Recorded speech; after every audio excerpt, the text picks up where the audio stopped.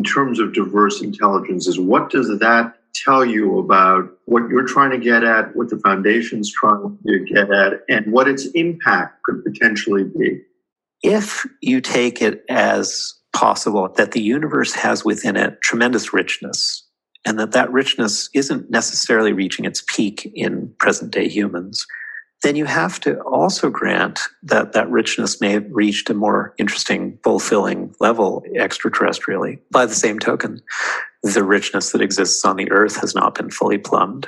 Here's an ideal opportunity to contextualize two different undertakings, both of which take it as axiomatic that the world consists of others beyond humans. If we can learn more about otherness, communication with otherness, then we're really coming closer to a better understanding of the created world, the world that exists beyond ourselves. Which brings me to another terrific example, which is Professor Andrew Barron's work on the honeybee brain. So he's studying the honeybee brain as a way of potentially understanding the human brain. So what he is interested in that particular area of his work is to suggest that an exquisitely simple, or at least very relatively simple organism like the honeybee must get all of its behavioral complexity from what seems to us to be just a tiny, tiny little brain. He is doing basically is creating a connectivity map of the brain of a bee. And here's that researcher himself,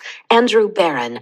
So if we can model the bee brain, we can take insights from those models and translate them directly into technological applications. All of this intelligence, all this dynamic autonomous behavior that we get out of bees, we should be able to capture that in the model. There'll be things that we can learn from that we could translate into robotics. If we can do that, if he can do that, then he knows a lot about the modules that might be present in humans that we then deploy to do even more complicated things like having language and building supple societies instead of being locked into the kind of social dynamics that honeybees are. What you can certainly say with reasonable comfort is that there are aspects of human behavior that seem to be paralleled in something like a honeybee. People must be the arbiters of morality. By no means are they suggesting that we could program a machine to give us morality. But what they suggest is that we could teach ourselves to be better if we gave ourselves new tools. So they have a variety of approaches, one of which is to suggest that we poll a lot of people. No one probably is completely right or unbiased, and you have to be very careful about whom you're asking. But over the collective, some kind of zeitgeist, some kind of moral compass emerges. That's what morality is in a community. We come to an agreement about what's the right thing to do.